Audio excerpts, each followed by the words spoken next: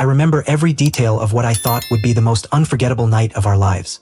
From the soft flicker of candlelight in her favorite restaurant to the hidden photographer waiting to capture her joy.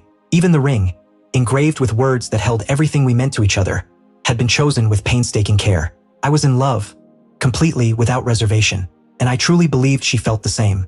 Over 3 years, we had woven a life together, full of shared laughter, quiet moments, and dreams of a future we both imagined. That night, hope carried me forward, and I was convinced I was stepping into forever. That morning, I had collected the ring from the jeweler. My hands shook slightly as I held the velvet box, feeling the immense weight of everything it represented. Back home, I donned the suit she had once admired, checking every detail to make sure the evening would be flawless. Just as I was about to leave, I noticed her phone lying on the couch. I picked it up, intending to hand it to her, and then the screen lit up with a message from her best friend. "Are you still rejecting him tonight?" Confused, I opened the conversation. What I read shattered me. "He's proposing tonight. Wait till you see me turn him down." I froze, unable to move. I reread the message again and again, hoping for some mistake, some misunderstanding. There was none. She had known all along. And this wasn't a simple rejection. This was a performance she had meticulously planned. My chest tightened, my vision blurred, and all the excitement, nervous anticipation, and love I had felt collapsed instantly into heartbreak. I could have confronted her right then. I could have thrown the ring away, demanded answers, walked out forever. But something inside me shifted. She wanted a spectacle. I would give her one, just not the one she expected. She needed to feel the sting of betrayal, the shock of being blindsided. So I played my part, lifted her with a smile, feigned excitement I no longer felt, and acted like the man I had been that morning before I knew the truth. She suspected nothing.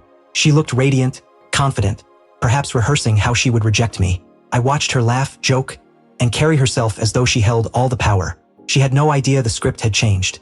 At the restaurant, we made small talk, shared a meal, and when dessert arrived, I stood. Her eyes sparkled with feigned surprise, and I caught the tiny smirk, the glimmer of anticipation. The room fell silent.